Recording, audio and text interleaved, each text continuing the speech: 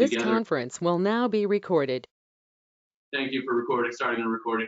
And can't say enough how amazing it is to watch everyone come together for this volley on movement and watch the way that it's kind of evolved over the last 3 or 4 days. And I just want to thank everyone for everything they've done to get that started and get it going the way it did. I think it can be a big deal in the long run. We also want to give you a bunch of resources, at this time. So we're all about, I just want to help as many people as we can through this thing, and that's you. So we wanted to get Dr. Lee Hancock here, who's sitting, by the way, we're 6 feet away here by far, and leaning back once he gets going. But please, he can see your questions coming up. That's why he's close to the screen, so he can answer. If you have any questions for him as this thing goes on, I know I said text, but you can send it right through there, and then he can answer you. So this is Dr. Lee Hancock. He is a sports psych for the Canadian beach volleyball team, and hopefully you guys read his bio.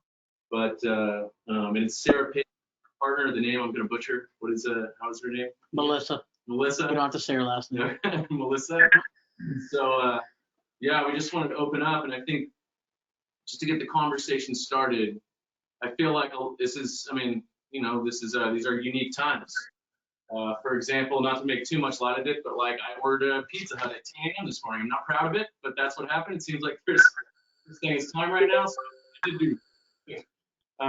But yeah, I'd like to open it up by talking about do you have any, I know this is a really, really difficult question, but is there anything that we can just in these really high anxiety times, like how are we talking to our athletes and our parents and people at home? Is there anything that you can speak to that to get it started? Yeah, so let me I'll give you just kind of he just moved further away. So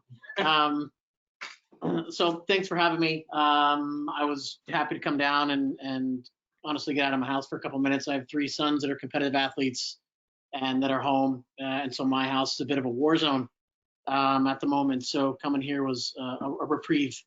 And so, yeah, I mean, I'm happy to kind of answer any of your questions as you kind of throw them out. I mean, these are really weird times for my sons as I see them interact with, with their teachers and with their club coaches.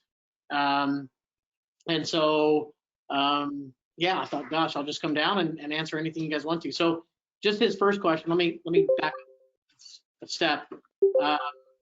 For me, as I've watched kind of club coaches and interacted with them around the country, really, a lot of them are just being proactive. And I'm a professor as well, so I've sent this to my students because all of my classes are online as well right now.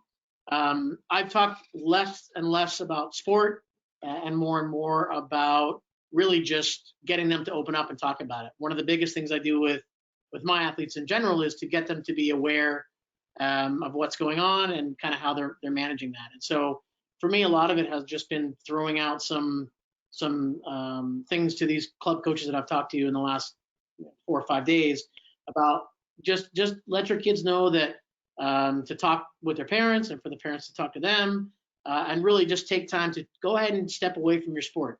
It's okay. You can go ahead and go train on your own. You can do whatever it is your states or national government is recommending, but it's also okay to take a couple steps back and just deal with you as a person and get your school stuff in order and make that kind of a check-in process. And that's a big thing because I think giving those kids an opportunity, because they definitely have this FOMO piece, the fear of missing out and missing their friends. And missing out on maybe their development piece, especially some of the older ones that you and I were talking about. But getting them to check out for a second and making that be okay is big. I think what that does is manages some of that anxiety by putting the control back in their hands and again, stepping away from their love and is a big connector, but it's okay. So that was the biggest thing. In terms of like questions for you guys, I kind of just wanted to throw it out to everybody and see if you had any questions. I've written a couple down for people that have hit me up from other clubs. But if you guys want to type anything in there, I'd be happy just to answer anything and be of any help that I can be. I also kind of said to you, if you want to hit me up on email, and because maybe you have a question that you didn't, I'm happy to entertain that. No problem. I mean, looks like a manageable group right now. Yeah, I'd be happy to answer those things if you don't feel comfortable or don't think of anything right now. I have one. Let's hear it. So I feel like right now, it's clear that I feel like there's some space with the kids where they were kind of like, they were honestly kind of just like, oh, this is cool. No school. We're home from school, And then I've watched that slowly kind of fade into this, where they felt like they didn't really know what we're doing here, Yeah. And it just felt kind of, we weren't moving. So finding motivation for them throughout this time period, like I feel like we've everyone here, we've kind of done that and helped them kind of find motivation initially. But I mean, my hunch is everyone's thing is probably going to be quite a little bit of time here. Yeah. So I'm wondering if you have any ideas or thoughts on how to keep them motivated through this time period. Yeah. So for me, one of the biggest things that kids miss during this time is that competitiveness, right? And their ability to compete.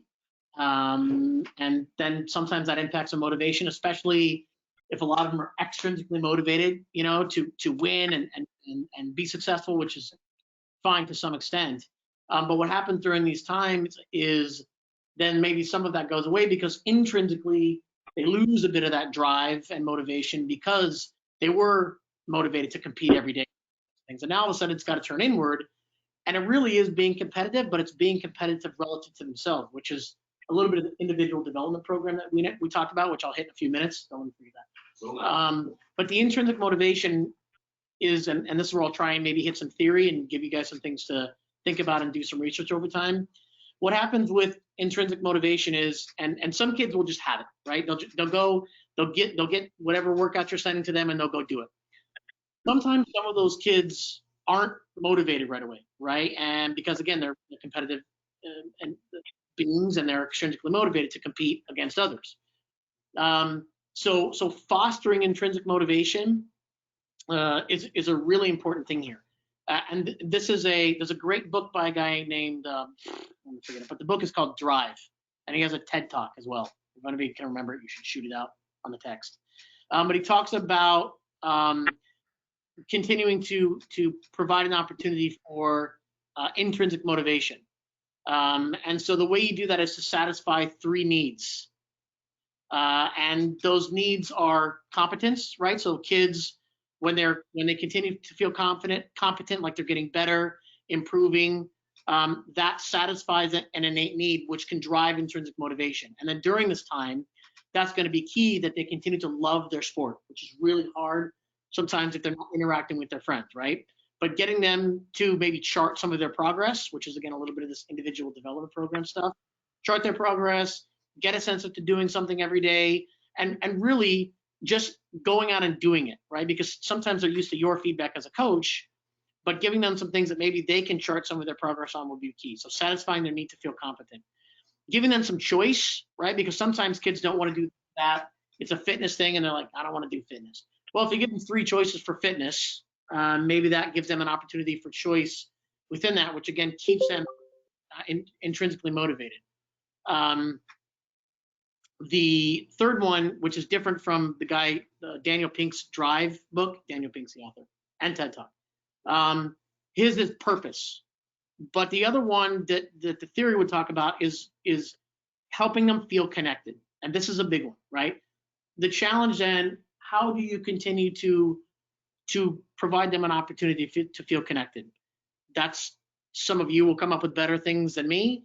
But there are those, go-to meeting places. There's Zoom, that maybe you can get everybody together on a group call once a week, to check in, or small groups. But also you and the player are a group, right? And that to man manage or woman manage at this time is a critical piece. Again, those 3 pieces: competence, choice, and in this case, relatedness, but it's also purpose, can really foster intrinsic motivation and joy, which again, for me, is the first thing to go when kids aren't around their teammates. And so giving them an opportunity to feel connected and stay connected may be something for you to consider as you continue to give them an opportunity to feel motivated. One of the things we talked about was and this is something I've done, and he's done with the national team, Right. and I've done with actually different sports and different professional teams or federations, is help them develop individual development programs, right? So it's a lot of work on coaches, but as you start maybe being creative about some of the things you send out, and some of you may be way ahead of the curve here, but as you start to think about your teams and how we're being socially distanced, that is an opportunity for them to then improve as a player, and then maybe even chart their progress. And so creating those individual plans of where they are and where they aren't, and then providing them, obviously you guys are the professionals here in terms of creating activities and exercises and drills they can do on their own, and then being able to chart that progress relative to themselves actually is an opportunity that we don't get normally as coaches in a team sport, to work on the individual. And so creating those individual programs and plans tends to work pretty well in terms of, again, charting progress, helping them feel competent, and then also staying connected to you, which again, hopefully can foster this continued love and enjoyment of the game, which I think is critical during this, really unique time. Since you have 3 teams, how are you doing with that at home? I mean, I don't even know. My house is a war zone. I've got a 15-year-old and twin 12-year-olds that play competitive soccer. And their online school just started. I mean, what we've tried to do at home is what most people are trying to do, I think. And somebody who's a teacher out there can chime in. A teacher of kids can chime in better than me, but it's definitely a little bit of schoolwork, a little bit of maybe screen time.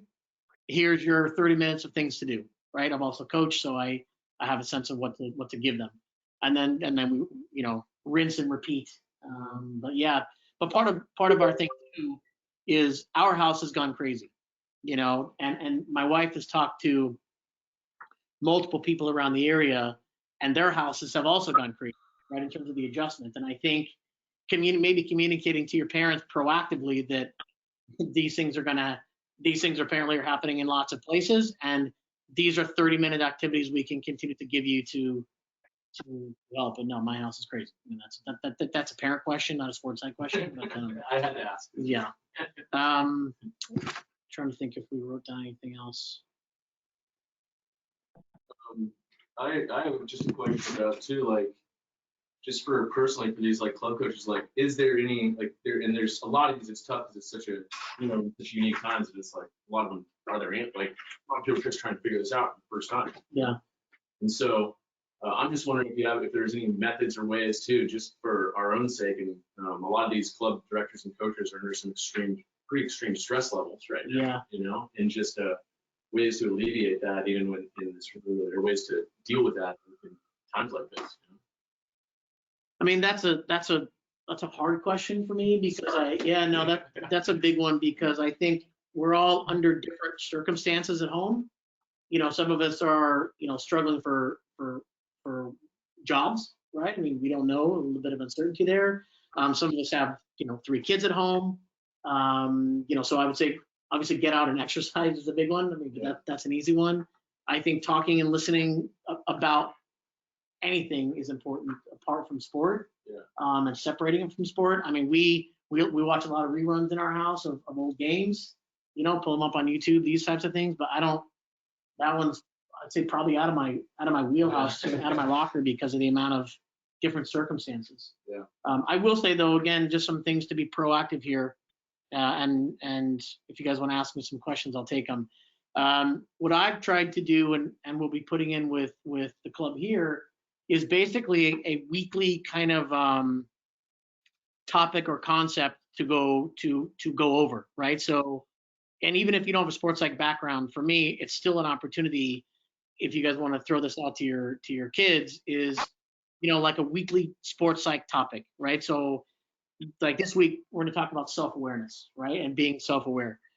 That's a good topic then to just throw out to the kids, and then get them to maybe brainstorm some things, come back on a Zoom meeting at the end of the week and say, what did you find? And really with the idea of getting them to understand and embrace what self-awareness is.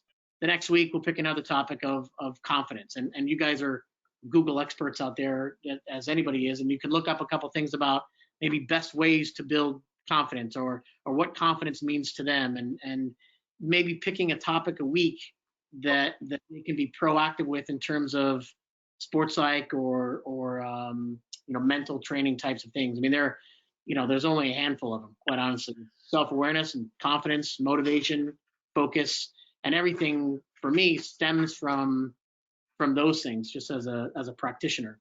But the more we get these kids just to go and research these things on their own, again, the more the busier they can be with their sport without being physically busy.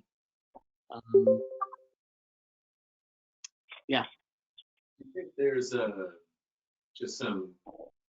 this a long time ago, and I could be totally wrong, but there was a study of a basketball team that happened where it was they had taken a team of three different there were three different teams of the same level, and they trained one team trained only, they all did like physical stuff out there, and then one team only did visualization. They literally didn't do anything. Right. And one team did half and half. Yeah. And the team that had the most improvement was the team that did half and half. Yeah. But the second most was actually the team that just purely visualized. They didn't do anything out on the court. And by far the team that didn't improve, that didn't improve was the team that did only physical training. Yeah. So I'm curious if you've ever been in with anything with visualization and how they handle that. Yeah. So for me, image is awesome. We talk about it with our Olympians. We talk about it with any of the other pro teams I work with. And with imagery, really, it's about a couple of things. It's about them being able to, and you could assign this to your kids, being able to maybe start with an image that they like, right, or that they want to repeat, right. So maybe it's them thinking about, one of the things that they did well in their last tournament, right, and why they did it well. And so maybe they write that down. Maybe it's 2 paragraphs, 3 paragraphs, whatever it is, and then that gives them an opportunity to have that positive image and then work through that positive image. If they do that with 7 or 8 things that they feel they need to improve on, whatever the scenario is, serving, setting, whatever it is, and specific to them, and some of the things they maybe need to improve on individually, and then they have those scripts, maybe then that's an opportunity for them to create those for the future. Because one of the things that these kids also need to understand is it's the this too shall pass mentality, right? For sure. But the this too shall pass mentality is hard because they're grappling with something that's totally new, right? But giving them some of those images to hold on to and then to work on and to consider in time will maybe give them a leg up as they start to come back, right? Because then they compare that with some of the practices that they're doing and then couple those. But then they'll also have 8 things to glom onto that are powerful memories. So if you're going through like a visualization, to say like exercise, how would you speak to that? Like how would you talk to the athlete? Like say you were bringing take skill. Yeah. Take any skill in volleyball, and how do you recreate that for them in their mind and get them to work on that even? Yeah. So for me, especially with young athletes, which, I would say even 16, 17, 18s are young. I get them to write it down. Right. So for me, writing down is powerful, and we got nothing but time right now. So writing it down is important. And then what I would have them do is, that's a draft, right? Set that down, and then get them to think about what they just wrote, because inevitably they will leave out some details, in that piece, right? And so getting them to do that, then they should go and revise their draft, right? And then they should do that a couple of times until they get that story, that moment, thoughtfully crafted, right? And so once they do that, then they should read it a few times, right? Almost like an actor would learn his or her lines, yeah? And they think about it over and over, and then what I would ask them to do is think about it before they go to sleep, right? And that it doesn't have to be perfect. Acceptance is a really important piece in therapy. It's also a really important piece in improving as an athlete, you're never always going to be good, right? And as a result, with a new image, it doesn't always have to be fantastic. And so just reading that and thinking about it before they go to sleep, set it down. And then over the next 2, 3, 4 days, look at it 5, 6, 7, 8 times a day, as an actor would look at lines. And then over time, that becomes an image that they can repeat and go to, right? The key is that they move positively towards a solution, right? So, and while the image doesn't have to always be positive in nature, in terms of like, it doesn't have to be perfect, they should see themselves moving through to a solution, because especially with my athletes, we make mistakes, and you better plan for those mistakes. And so we talk about moving positively towards a solution. So as they image that and get a better, more hardy image over 4 or 5 days, then it becomes something that they become better at. Then what I would have them do is try and think about it and run through it as deep as possible. Smell, feel, sight, sound, everything, as they put that image into their mind. And then they should do it in different places. They should do it outside. They should do it in their room. They should do it in the car. And all of a sudden, this image that they have not tried to commit to memory is a memory, right? And it's not forced. And that, to me, is the best type of image, because it's grown, for lack of better terminology, organically and not forced. And so I think, again, writing that down and moving through that process becomes powerful. I've got a question here. Can everybody read the questions? Yeah, just to let you know too, I have a question about the vision thing too, but you can ask a question. You can either text me on the group chat, or you can ask a question directly there on the chat to the side, and we can get to you either way. And everybody can see those? Everybody, I believe, yes, everybody can see those. Okay, so with all the negativity out there currently, and just the overall fear of not knowing how long will this all last, what are some of the things you would tell your athletes to keep them present, focused, and positive, but also relatively realistic when you're working with older athletes who understand the severity?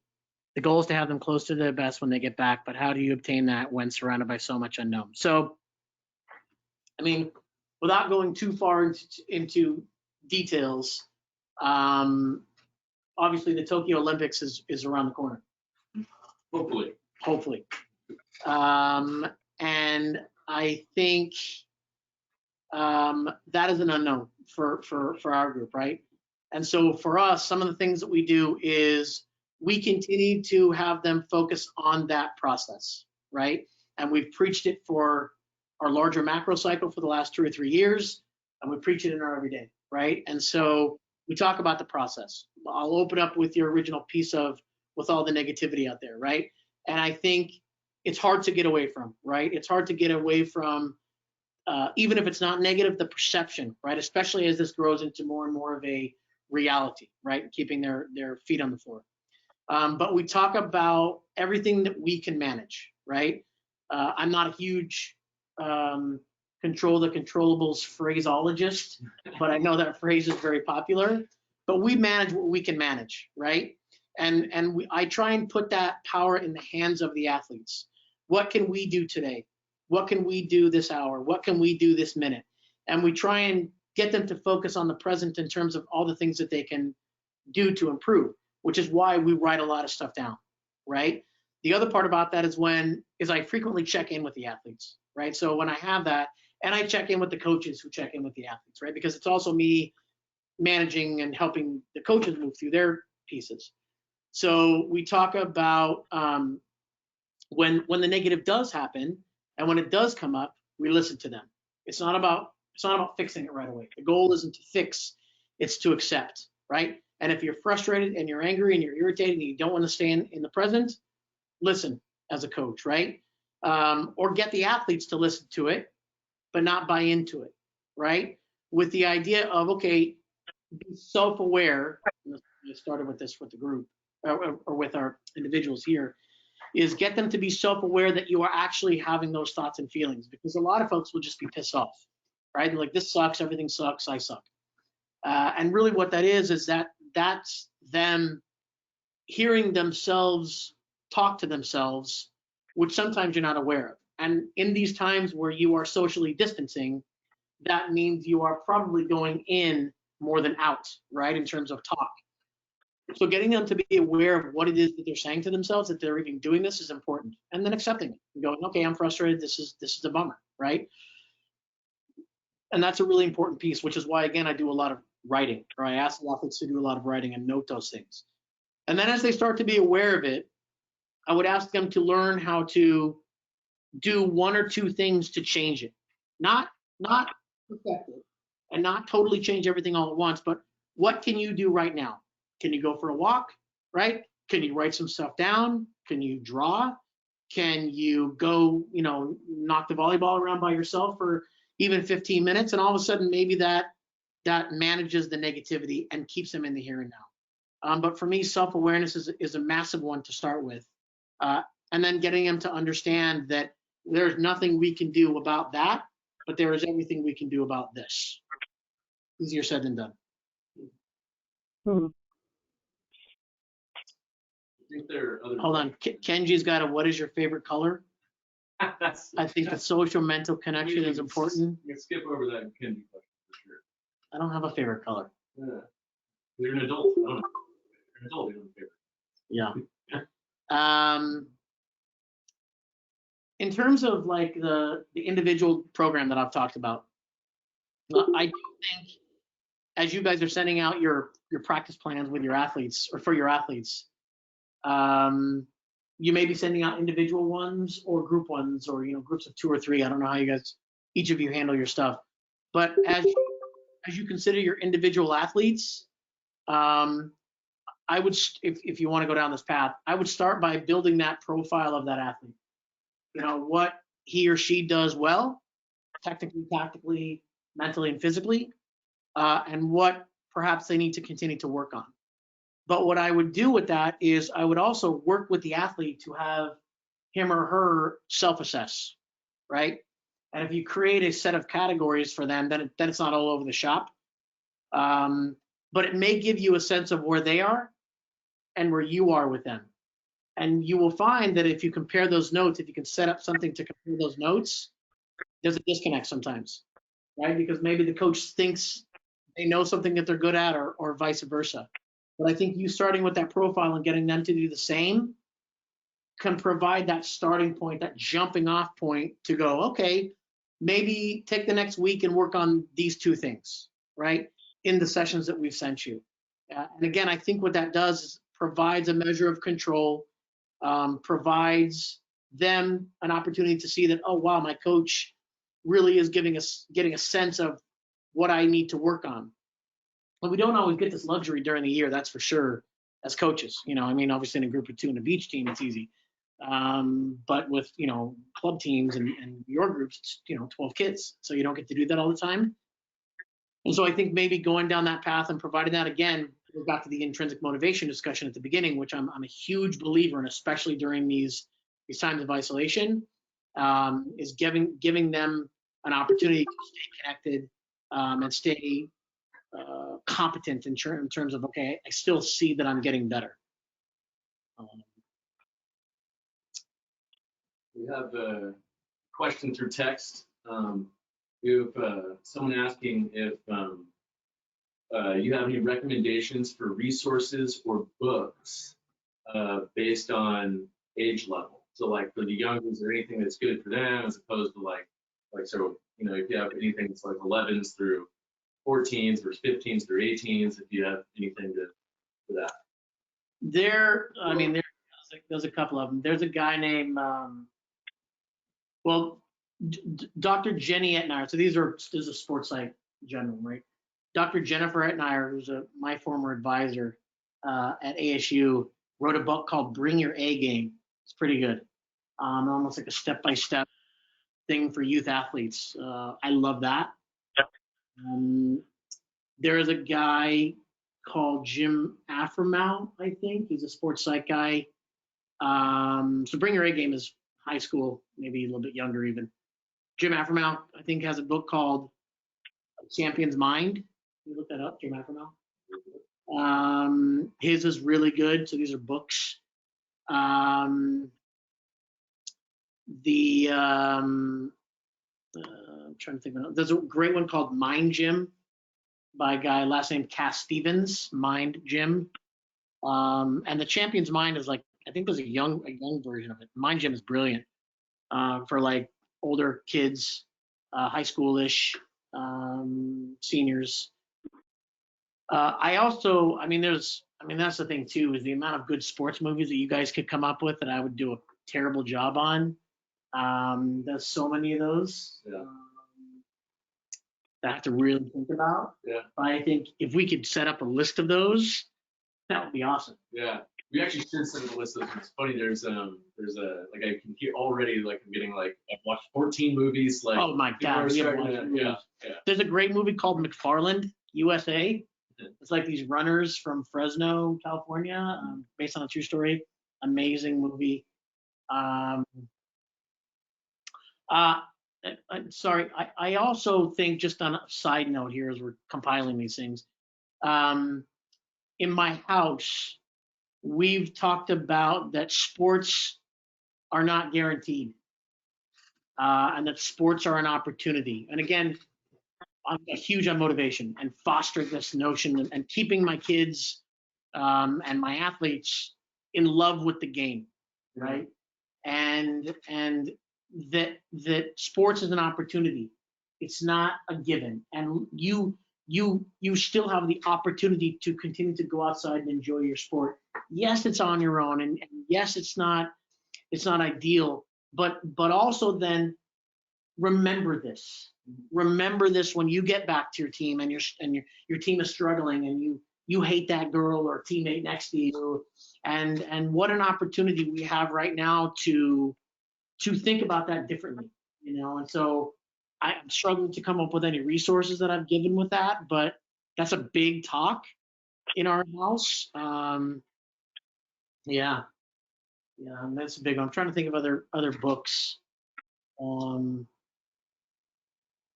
it was good stuff. It's just like Yeah. good stuff. Yeah. I think, again, you guys are going to have specific questions that you may not want to throw up here. I'm going to throw my email on here. Absolutely. Thank you for that. Buddy. Hit me up. If you hit me up, I promise you I'll respond. And, if it gets to be too much, then I'll block you. I'm just kidding. No, hit me up. I love these questions, and quite honestly, it keeps me engaged. And then I can stay in my office at home and tell my wife and kids that I'm working. Yeah, I don't. Yeah, so this is hard because it's also, these aren't always performance questions. It's like they're life questions and how to navigate that. Keep their confidence up. That's a big one.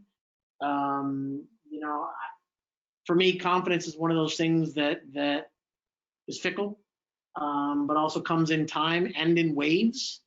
And I think kids dropping confidence right now may be inevitable for some, and maybe a boost for others because they get a break. Maybe they're taking a break when they didn't even know they needed one. Which may then enhance their confidence as they come back and get to work on their own. I think introverts find better than extroverts. I've been practicing socially distancing for years because I'm definitely not a going out type of person. But I do have found that I miss others. And so, yeah, you can ask me any of those questions, and if I don't have answers for you, I'll try and look them up. Here's a question: how can we get our athletes to be focused on gratitude during this time, and what is available to them versus them wasting this time on social media that doesn't feed that? Awesome question. Wow. I'm not sure I have an answer. I'm trying to think. Yeah, there's a lot of stuff on social media right now. You look at Italy and how they're handling it and singing out the windows. We're not far away from that.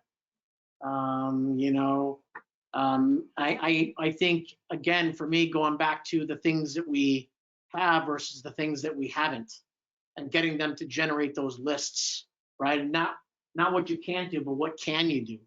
And I think going through those, at least in our house, again, I'm talking as a parent, I think right now more than anything, parents of athletes, is those first 3 or 4 days were crazy. They were crazy.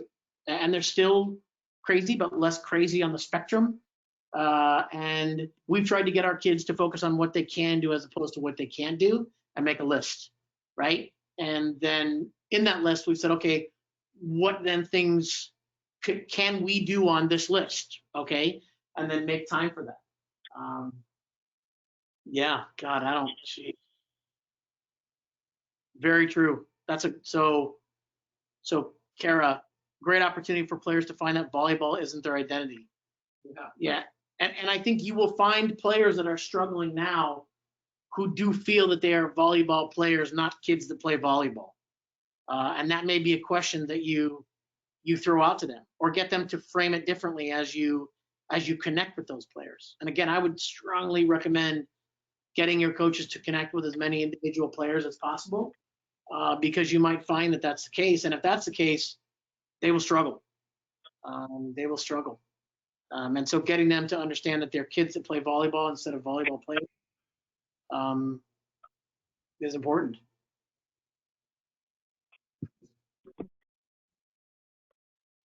I just had to ask, what, like just in terms of, because that is a thing in general that we all deal with as a kid that's like that, and we'll overthink that, and ultimately it becomes like a performance issue. Yeah. Just like, what are ways, just in general, even in this time, what are ways to kind of combat that and to get kids to just to understand that concept, and that sometimes it actually ends up hurting them in the long run, hurting their performance? What do you have for that? Yeah, so I see it in pros, right? I see it in pros all the time. And to me, again, the number one place to start is, are you aware that you're even doing this, right? Because what they might be doing is withdrawing at home. They may not be talking to folks. They may not be doing, or all they want to do is volleyball, and they can't do anything else, right? And so I really try and get them to be aware of what they're doing and not doing and how they're feeling, right? And the next thing that I go into is I go, well, what else do you like? Or what else is good about you? And some of the ones that are very hard will go, nothing. I'm a volleyball, right? It's like, come on, And I try and get them to generate these lists of, these are some of the things that I enjoy doing, right? If I said, okay, and I'll take volleyball away from it, right, or sport or whatever it is. Let's say you can't do this. What would you be doing? Nothing. Oh, really? Nothing? Okay. Is there anything else that you would go and do if you weren't doing well? Well, I go for walks. Okay. Well, I like to read. Oh, okay. What do you like to read? I like to read mystery novels. I love mystery novels. And I like the show. And all of a sudden, getting them to recognize that they actually do enjoy other things, and then getting them to go and do those other things tends to shift their attention a little bit. Again, for me, it's about control. Giving the athlete every opportunity to have a little bit more control in perhaps another area of their lives, because volleyball is out of control right now, or out of their control, and getting them to understand, oh, okay, I do like other things, right? Or I am good at other things, right? This is what I do with athletes when they're in person. You could connect them with friends and get them to identify a couple of things that they like about each other and make those connections that way. I've done that with groups as well, because what I think that does is provides that group piece from somebody else, and like, oh, I am good at that, and it's forced sometimes, but we all like compliments. We all like, as much as we may cringe when you get those compliments and somebody says, you're actually you're a really good, Monopoly player, or you're a great singer. Oh man, some of the talks we have when we're just talking about life, and all of a sudden they go, oh God, I am good at something else, right? And somebody else values that. So maybe organizing some of these small groups might help. Anybody else have? Yeah. I was just listening to you talk, and this is ultimately it ends up being, there's a lot of negativity. Someone asked about positivity. Mm-hmm. And I'm just wondering the difference. How are you viewing the way that this has gone? There's some things that, what's the difference between just being honest, about something, and then being negative, and that impression of what that means, Yeah. So let me give a framework for this because I think it's really important. So I am a realist for sure. But there is a great concept out there called realistic optimism. I may have actually written about that somewhere. Realistic optimism. And so for me, the idea is as they frame things, right? I would ask that the athletes that I work with, and maybe you can spin this with your athletes, is allow them the opportunity to emote and talk about the world as they are hearing it, right? We can't do this, can't do that, right? Then I would ask them to spin that, right? Well, how can we look at this as half full as opposed to half empty, right? Because the word can't is going to get thrown at these guys constantly. That word is like, you can't do that in my house, right? And with athletes, right? And their coaches are saying you can't do that as well, right? So we get them to start looking at it with these real situations. Okay, it's true that you can't go to the store right now, but what can you do? Okay, well, I can go to the store between 6 and 7. It's your kids, but I'm just saying. Or I can go out and do this, right? So get them to be optimistic about it, but also realistic in how they're allowed to move forward with that. I mean, yeah, look, it isn't ideal. And that's sports, guys. That is sports. It's never always ideal. There are always rough patches that you go through in the middle of a match, in the middle of a set, in the middle of a point. And so going through that and allowing them the opportunity to receive as is, can'ts, and then rephrase as an optimist, and then move forward as a realistic optimist to go, well, what can I do now to change this? What can I do now to impact this? Give them hopefully an opportunity, gives them an opportunity to think about it differently. And again, I think keeping them positive, realistically optimistic is important. Claudia's got choppy email or choppy audio. So does anybody else have choppy email? Or choppy text or audio rather? Any other questions about maybe some things that I do with athletes or even overall sports psych questions now that I'm on the line? It may not be. Also, they can also send you, I'll send all of Dr. Lee's information out to all you guys through email or and through text, so you guys can have any questions. It's been amazing for you to just open yourself up, open the door to this in this time. So thank you for doing this. Yeah, and I realize we're kind of all over the shop, and I may not have answered a lot of your questions. But yeah, it's a bummer.